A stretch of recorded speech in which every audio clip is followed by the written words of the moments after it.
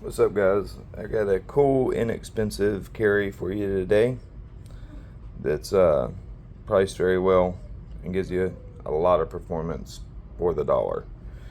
And that's the Spyderco Byrd Harrier 2. Absolutely fantastic knife. A lot of performance for very little money. I think you can get these things for sub $30. Yeah, they're great. Like, for the money, you cannot beat these guys. Rock solid lock back or mid lock. Absolutely no blade play. Super stout. As you can see, it'll drop shut, so it's easily one hand open and closable. You've got that bi-directional texturing on it, so this stuff ain't going nowhere. It's super solid in the hand. You've got a 50-50 finger choil, so you can really choke up on it and get close to that edge if you want to. Very lightweight. They carry in the pocket nice. I know a lot of people find that profile not very attractive. I'm neither here nor there on it. I personally think they're decent looking knives. This is utility. It's not made to look good. It's pure utility. You have a Warncliffe blade profile with excellent geometry. This distal taper comes down nice and thin at the point. You've got some meat up here, and they come down to about, let's say about 15 thousandths, maybe 16 thousandths, maybe somewhere in there. This one has a couple edges on it though, so it would be a little thinner than that on a brand new one. These are super useful blades. Like, that's what Spyderco type knives are all about, is cutting performance. And for the money, this thing offers a lot of cutting performance. The Byrd knives, they're built well. They're super duper smooth. That washer action is really nice. They lock up super solid. They're on washers, so you don't have to worry about bearings getting gritty.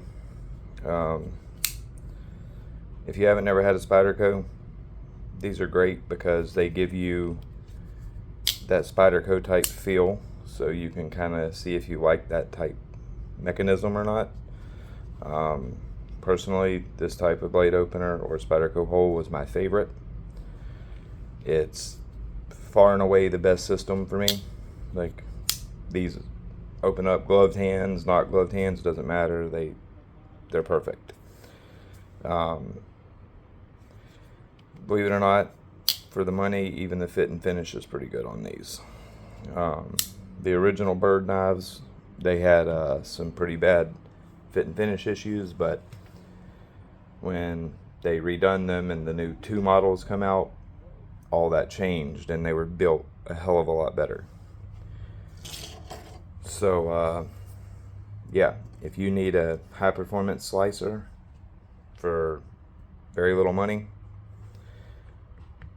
the Harrier 2, the Meadowlark, the Cara, perfect knives. I personally prefer the Warncliffe blade profile on these. I have the regular blades too, but most time what's in my pocket if I'm going to carry one of these is a Warncliffe, just because the utility cutting is so perfect, and that's mostly what I do.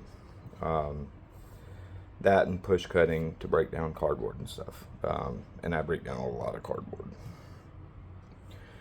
I know a lot of people are going to say, oh, they're only 8CR. Yeah, they are, but they're 8CR that's done very well, first of all. Second of all, the geometry is fantastic. So even when they start to dull, they're still going to cut. This stuff touches up crazy easily. A ceramic rod and you're right back to popping hair within just 20-30 seconds. Yeah, don't hate on the 8CR so much. I promise this knife will provide you with enough performance to get you through your day for 99% of people. Yeah, you know, the average person may get a week or two before they need to touch it up.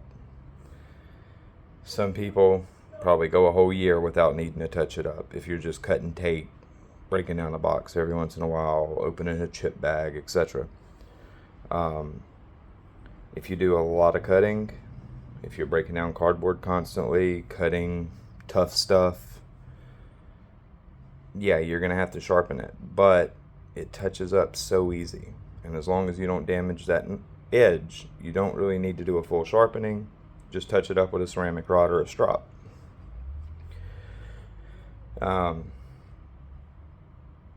They're super useful knives for little money. Even if it was like a left pocket knife to go along with your higher end knife in your right pocket or whatever, it's still something that I believe most people would like to have once they got used to having it.